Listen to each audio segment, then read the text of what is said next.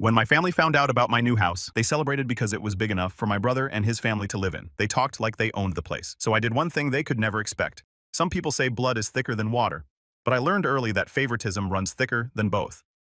I 34 male live in Denver. Not bad for a kid who grew up being told he was too independent for his own good. But let me rewind to where this all started. The day my brother Tyler was born when I was 4. From that moment on, I might as well have been invisible unless they needed something from me. Tyler's always been what you'd call a natural charmer, 3 years younger, good-looking in that effortless way that gets you through life without trying, and blessed with the kind of confidence that only comes from never hearing the word no. Our parents Linda and Rick treated him like he was made of gold from day one. I remember being 11 and saving up for months from my paper route to buy this remote control helicopter I'd been wanting. Cost me $89 a fortune for a kid. Tyler saw it, decided he wanted one too, and boom, Mom and Dad bought him the deluxe version for $300 the next day. When I asked why I had to save for months while Tyler got his instantly, Dad just shrugged and said Tyler's going through a tough time at school, he needed something to cheer him up. That became the family motto. David's fine on his own, but Tyler needs extra help. Christmas morning was always like watching two different families. Tyler would have this mountain of presents, the latest PlayStation, designer clothes, expensive sports equipment he'd use maybe twice. My pile was always smaller, filled with practical gifts, tools, books, savings, bonds that I couldn't even touch until I was 18. The worst part wasn't the gifts, though, it was the praise. Tyler could bring home a D+ and get a celebration dinner at his favorite restaurant because he tried really hard this semester. I'd bring home straight A's and honor roll certificates and get a nod with "That's nice, David," before they immediately shifted to asking Tyler about his day. By middle school, I started noticing the pattern everywhere. Tyler broke Mom's favorite vase-playing ball in the house. Accidents happen, sweetie. I accidentally spilled juice on the carpet. 20-minute lecture about being more careful and losing TV privileges for a week. Tyler got caught cheating on a test. Mom marched down to the school to argue with the teacher about how the test was unfair, and Tyler was just struggling with test anxiety. I forgot to turn in one assignment. David, you're so irresponsible. How are you going to succeed in life if you can't handle simple tasks? The double standard was so obvious that even my friends started commenting on it. My buddy Jake once asked me why my parents treated Tyler like he was made of glass, while expecting me to handle everything perfectly. I didn't have an answer then. I do now. By high school, I'd figured out the game. I wasn't going to win the favorite son competition. So I focused on building something they couldn't take away from me. Got into finance and business, early started learning about investments, built my first stock portfolio with lawn mowing money. While Tyler was partying and barely maintaining a 2.5 GPA, I was pulling down a 3.9 and planning my escape route. I started my own lawn care business at 16, undercutting the local companies and providing better service. Within a year, I had 12 regular customers and was making more money than most adults in part-time jobs. Tyler couldn't even be bothered to maintain a summer job at the local pool for more than 3 weeks because it interfered with his social life. The real wake-up call came during college planning.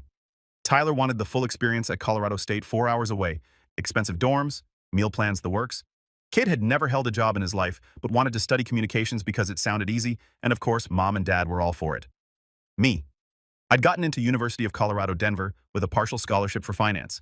Solid school, tough program, and I could live at home to save money. Seemed responsible, right? Wrong. The day I told them my plan, Mom hit me with a financial bomb that changed everything. That's wonderful, David, Mom said when I explained I'd commute to save money. But if you're staying here, you'll need to contribute to household expenses. We'll need $900 a month for your room and board? I literally laughed. I thought she was joking. $900 a month. I was working part-time at a financial planning office making $8.50 an hour. That would be over 25 hours a week just to pay rent to my own parents. Mom, Tyler's entire college experience is going to cost you guys like $40,000 a year. I'm trying to save you money by staying home. Her face went cold. Tyler needs our support to succeed in college. You've always been self-sufficient. This will teach you responsibility. Dad backed her up completely. It's time you learned what the real world costs, son. So let me get this straight. Tyler's lack of responsibility meant he deserved a free ride, but my responsibility meant I deserved to pay premium rent to live in my childhood bedroom. The logic was so backwards it gave me whiplash, but I paid it every single month for 4 years. Worked 30+ hours a week while taking advanced economics, financial analysis, and business management courses. Lived on ramen and peanut butter sandwiches, while Tyler called home asking for extra spending money because he wanted to take some girl to a fancy restaurant. I still remember overhearing Mom on the phone with him. Of course, sweetie, I'll transfer $500 to your account. College should be fun, not stressful about money. Meanwhile, I'm literally doing homework in my car between work shifts because I couldn't afford the campus parking pass. The real kicker came during my junior year when Tyler decided he wanted to change his major to sports management because communications was too hard. This required him to take an extra year of classes, adding another $40,000 to his already massive bill. Mom and Dad didn't even hesitate. Of course, Tyler should follow his dreams. That same semester, I asked if they could help me pay for a financial planning certification course that would boost my career prospects. Cost $400. Their response, "David, you're so good with money. We're sure you can figure out how to afford it yourself." I paid for that certification with money I'd saved from skipping meals. The insult to injury. They'd brag to their friends about how independent and responsible I was, like they'd done me some kind of favor by charging me rent, as if financial struggle was character building, but only for me. Tyler graduated with a 2.3 GPA in sports management after 5 years.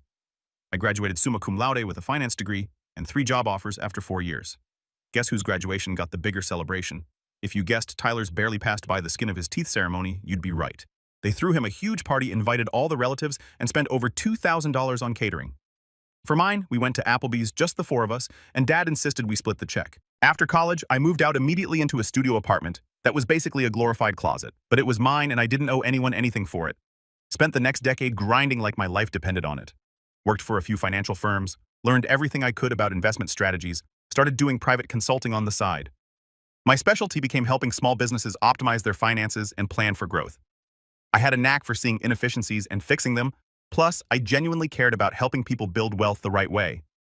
Word spread quickly in Denver's business community. By 28, I'd launched my own financial consulting firm. Started small, just me working out of my apartment, but I was good at what I did really good. Companies started paying serious money to have me analyze their operations and develop growth strategies. Within 3 years, I had 6 full-time employees and was pulling down more money than Dad made in his best years. Tyler, complete opposite trajectory, bounced between marketing jobs, sales gigs, even tried being a personal trainer for a while. Nothing stuck. He'd get fired for showing up late or quit because the work was beneath him, or get laid off when companies realized he didn't actually do anything productive. The pattern was always the same. Tyler would get excited about a new job, talk about how this was finally his big break, then within 3 to 6 months something would go wrong. It was never his fault, of course. The boss was unreasonable, the co-workers were jealous, the company was poorly managed. Never occurred to him that the common denominator in all these failures was him. Meanwhile, Mom and Dad kept making excuses. Tyler just hasn't found the right fit yet. He's too creative for corporate environments. Once he finds his passion, he'll really take off. Around 26, Tyler met Jessica at some club. Jessica is, well, there's no polite way to say this. She's a walking, talking gold digger who saw Tyler's pretty face and his parents' willingness to bankroll his life and decided she'd hit the jackpot. Jessica's one of those women who's never worked a real job but somehow always has perfectly done nails, designer handbags, and opinions about how everyone else should spend their money. She got pregnant 3 months after meeting Tyler. Whether on purpose or not, I'll leave to your imagination. They had a shotgun wedding that cost Mom and Dad $30,000, which they didn't have, followed by 2 more kids in quick succession. Now they've got 3 kids under 8. Tyler still can't hold a job for more than 6 months.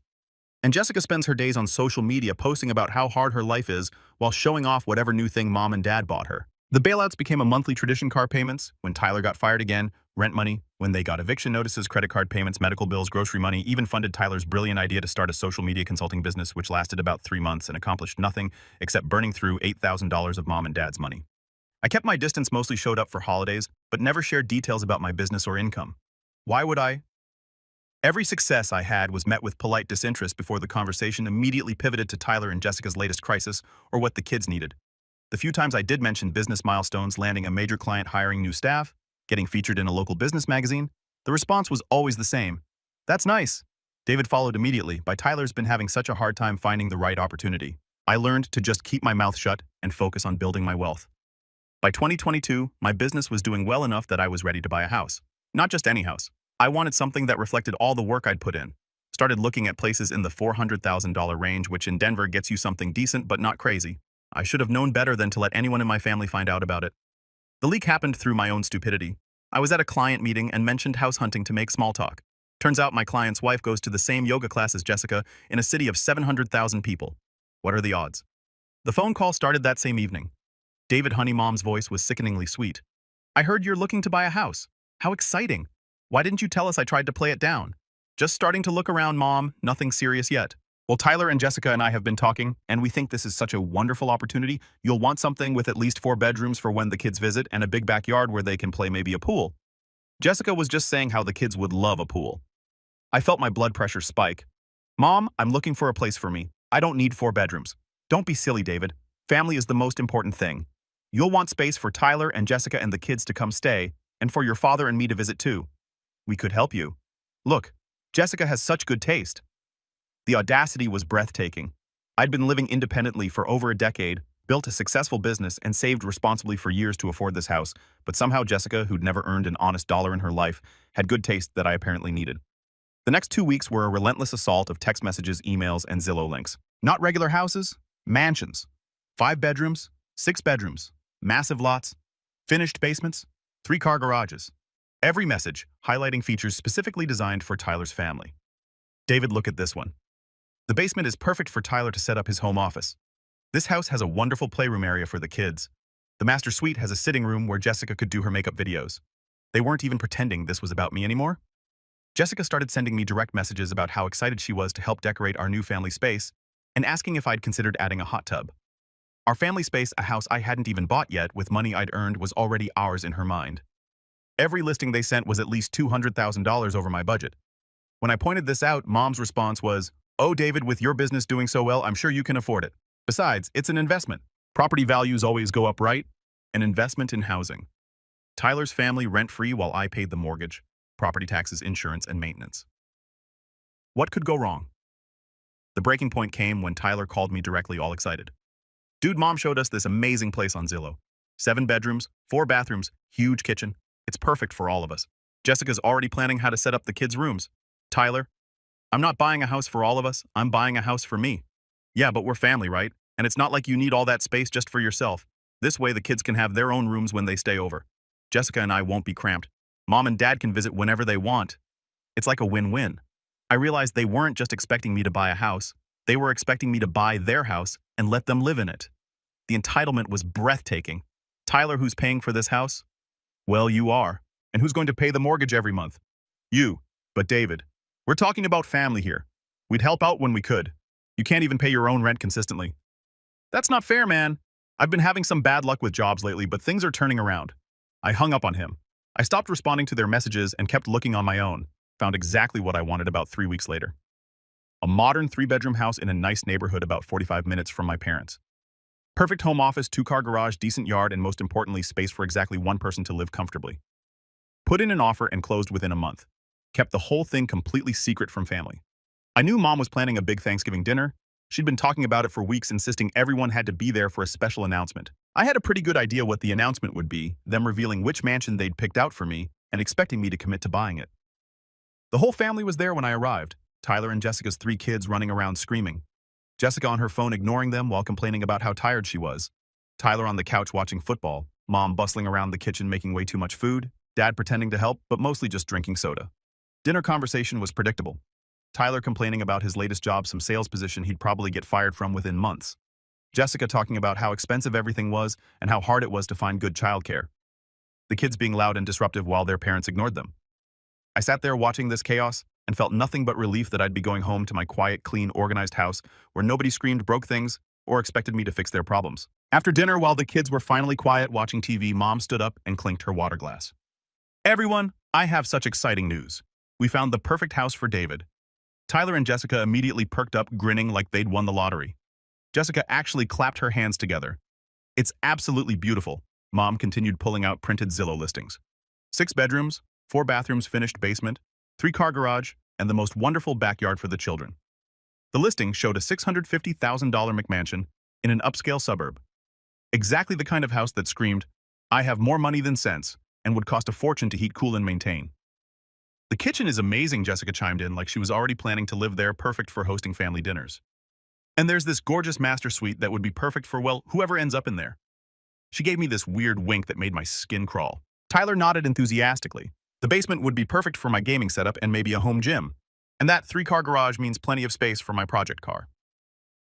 His project car was a 1995 Honda Civic with 200,000 miles that he'd been restoring for 3 years. Mostly it sat in my parents' driveway leaking oil. They had it all planned out. In their minds, I was buying a family compound, and they were all moving in. Jessica was already talking about which bedrooms would be perfect for the kids and how she could set up a craft room. "We even drove by it last weekend," Mom said proudly. "The neighborhood is so family-friendly. There's a playground just 2 blocks away, and the elementary school has an excellent rating." Dad joined in. "Son, this is a real opportunity. Housing market's hot right now, but a place like this is an investment that'll pay off for generations. Your kids will thank you someday." My kids? I wasn't even dating anyone. Seriously, I let them finish their presentation, watching their excitement build. Tyler was already talking about which bedroom would be his office. Jessica was planning holiday decorations. Mom was discussing how we could convert the basement into an apartment for her and Dad when they got older. Then I smiled and dropped my bomb. That's interesting, but there's something I need to tell you all. I already bought a house. The room went dead silent. You could have heard a pin drop. Their faces went through this amazing progression, confusion, disbelief, then slowly dawning horror. What do you mean? Mom's voice was sharp. I mean, I bought a house. Closed on it 2 weeks ago. I'm moving in this weekend. The explosion was immediate. Everyone started talking at once. Jessica was the loudest. What kind of house? Where is it? How many bedrooms? It's a 3-bedroom house about 45 minutes from here. Perfect for me. The meltdown was instant and spectacular. Jessica started screaming about how 3 bedrooms wasn't enough space for the family. Tyler was yelling about how I'd made this huge decision without consulting the people it affects. Mom was guilt-tripping me about family loyalty and how disappointed she was. But the real kicker came when Jessica showed her true colors. This is so selfish, David. What about the kids? What about us? You make all this money and you can't even think about your family. Tyler and I have been struggling. The apartment is way too small and this was our chance to finally have some stability. Your chance, I asked calmly. What exactly did you contribute to buying this house? Jessica, I'm family now. Family helps family. You have all this money just sitting around while we can barely afford rent. So because I worked hard and saved money, I'm obligated to house you. Yes, that's what family does. The entitlement was staggering. In Jessica's mind, my success created an automatic debt to Tyler's failures. That's when Tyler dropped the real bombshell. Actually, David, our lease is up at the end of the month and we can't afford to renew it. The landlord raised the rent to $2,100 and I'm between jobs right now. We were counting on moving in with you. There it was. They weren't just dreaming about a family compound. They were literally homeless in 3 weeks and had decided I was their solution without asking, without even telling me until this moment. That sounds like a personal problem, I said calmly. Dad slammed his fist on the table. David, that's your brother, your nephews and niece. How can you be so heartless? I'm heartless. I worked my rear end off for 15 years to build a successful business while you guys bankrolled Tyler's failures. Now you want me to buy a mansion so he doesn't have to face the consequences of his choices. How is that my responsibility? Because your family, Mom was crying now, we raised you better than this. You raised me to work hard and be independent. You raised Tyler to expect handouts. Now you're mad that I turned out exactly like you taught me to be. The screaming match that followed was epic. Jessica called me a selfish person who only cared about money. Tyler accused me of being jealous of his family. Mom cried about how she'd raised me to be more caring than this. Dad lectured me about responsibility to family. I grabbed my keys and headed for the door. Where are you going? Mom called after me. Home to my house that I bought for me. The harassment started immediately. Constant calls, texts, voicemails from all of them. Jessica sent me these long, rambling messages about how I was destroying children's lives and how I'd regret this when it's too late. Tyler alternated between guilt-tripping, I thought we were brothers, and threatening, you'll be sorry when something happens to us. Mom and Dad pulled out all the stops. They called my aunts and uncles, painting me as the heartless rich son who abandoned his struggling family. Most of them fell for it and started calling me too. David, I can't believe you'd let Tyler's children be homeless, my Aunt Sarah said. Your poor parents are beside themselves. Did they mention that Tyler and Jessica have made zero effort to find affordable housing, or that they've been evicted twice in the past 3 years for not paying rent? That usually shut them up pretty quickly. But I held firm, blocked their numbers, moved into my beautiful new house and focused on my business. My stress levels dropped dramatically once I wasn't dealing with their constant drama and demands. The house was everything I'd wanted. Quiet neighborhood, great home office setup, low maintenance, and most importantly, nobody else's mess to clean up or problems to solve. 3 months later, my Uncle Paul called. Paul's always been the straight shooter in the family, and unlike everyone else, he actually listened to my side of the story. David, you need to know what's really going on, he said. Your parents are in serious financial trouble. All those years of bailing out Tyler have wiped out their retirement savings and they're carrying massive credit card debt. They took out a second mortgage on their house to keep funding his lifestyle. It all made sense. They weren't just enabling Tyler, they were bankrupting themselves to do it. And their grand plan was for me to buy the mansion so Tyler's family could live rent-free while they figured out their finances. It gets worse, Paul continued. Tyler and Jessica are about to be evicted. He lost that sales job 2 weeks after Thanksgiving, and Jessica's been running up debt on credit cards your parents co-signed for. They're all going down together. What about the kids, I asked? I might be angry with the adults, but the kids didn't choose the situation. That's the worst part. Tyler and Jessica are so focused on blaming you for their problems that they're not actually doing anything to solve them. The kids are the ones suffering. Perfect. They'd created their own disaster through years of bad decisions and toxic enabling, and now they were paying the price. But instead of taking responsibility, They were doubling down on making it my fault. My business continued to grow. By early 2024, I landed 3 major corporate contracts and hired 4 more employees. I bought a new truck, upgraded my home office, started planning a vacation to Japan. Life was good. Then Paul called again in March. David, it's gotten bad, really bad. Your parents lost the house. They're staying with Tyler and Jessica in some extended stay motel, all 6 of them crammed into 2 adjoining rooms. Tyler's working at a call center making $12 an hour. Jessica's finally got a part-time retail job, but complains constantly about having to work. The kids are acting out, getting in trouble at school. Despite everything, I felt a pang of sympathy. Those kids didn't deserve this mess their parents had created. Your mom called me crying yesterday. Paul continued, asked if I thought you'd help them if they apologized. I told her I doubted it, but she's desperate. David, they all are. 2 days later, I got a text from Mom.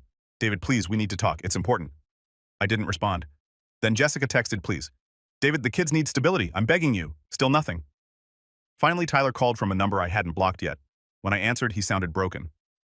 David, man, I know I messed up. We all did. But the kids, they don't deserve this. We're living in a motel. Mom and Dad lost everything.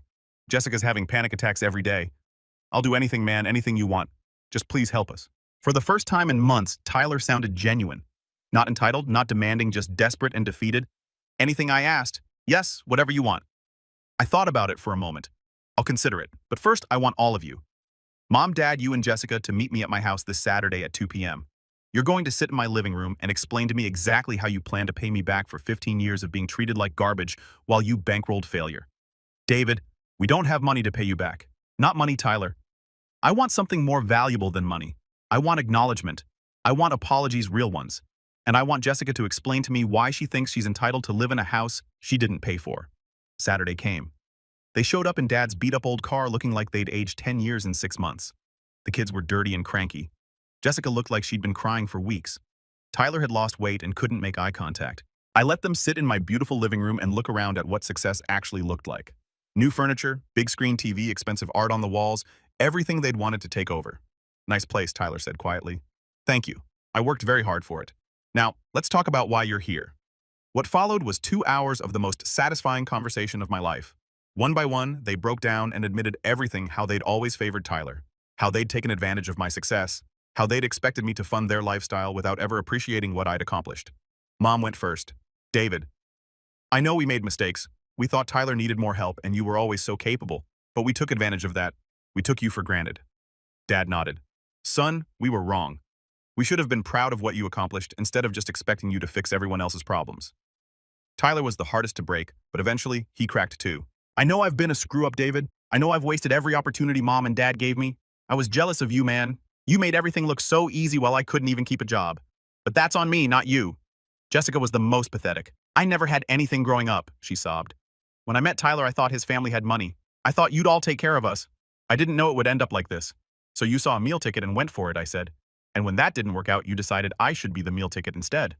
She couldn't even deny it. When they were done groveling, I leaned back in my chair. Here's what's going to happen. I'm going to help you, but not the way you expected. Tyler, you're going to take a job with my company. Data entry, $15 an hour, and you'll work for it. No special treatment, no excuses, no showing up late. Jessica, you're going to get full-time employment and stop posting on social media about how hard your life is. Mom and Dad, you're going to get jobs too, part-time, something to bring in income and give you purpose. But David, Mom started, we're in our 60s. Should have thought about that before you spent your retirement on Tyler's mistakes. I continued. I'll put a down payment on a basic 3-bedroom house for you to rent, not own rent from me. Tyler and Jessica will pay me rent every month on time, no excuses. Mom and Dad can live there too, but everyone contributes. The kids can have stability, but everyone works for it. What if we can't make the payments? Tyler asked. I smiled. Then you'll find out what homelessness really feels like. Your choice. Tyler looked around my living room one more time, then back at me. When do I start? They took the deal. What else could they do? Update 6 months later? Tyler's still working for me, doing exactly what I tell him to do for exactly what I pay him. He shows up on time, follows instructions, and has stopped making excuses when things don't go his way. Turns out he's actually capable of decent work when he has proper motivation. Jessica works at Target and has stopped posting inspirational quotes about deserving better. She's discovered that having a steady paycheck even from retail work feels better than constant financial anxiety. Who knew Mom and Dad both got part-time jobs and are slowly rebuilding some dignity? Mom works at a local flower shop. Dad does bookkeeping for a small construction company. They're not making much, but they're contributing instead of just consuming. The kids are in a good school district, have their own rooms, and are learning what it means to be part of a family where everyone contributes instead of just taking. Their grades have improved, their behavior problems have decreased, and they seem genuinely happier with the stability. The house I bought for them isn't fancy basic three-bedroom ranch in a decent neighborhood, but it's clean, safe, and affordable. More importantly, everyone who lives there has to work to stay there. And me, I'm planning that trip to Japan driving my new truck and sleeping peacefully in my beautiful house that no one else gets to live in. My business is thriving. My stress levels are manageable. And I finally have the family dynamic I always wanted, one where I'm in control. They call me every month to thank me for saving the family. What they don't understand is that I didn't save them. I bought them, and now they work for me, live in my property, and follow my rules. Tyler texted me yesterday, "Thanks for giving me a chance, man. I know I don't deserve it." He's right. He doesn't deserve it. None of them do. But sometimes the best revenge isn't refusing to help, it's helping on your own terms. They wanted me to fund their lifestyle. Instead, I gave them exactly what they always needed, but never wanted accountability. It's exactly what they deserve, and exactly what I always knew. I'd end up with complete control over my own life, and theirs too. Best investment I ever made.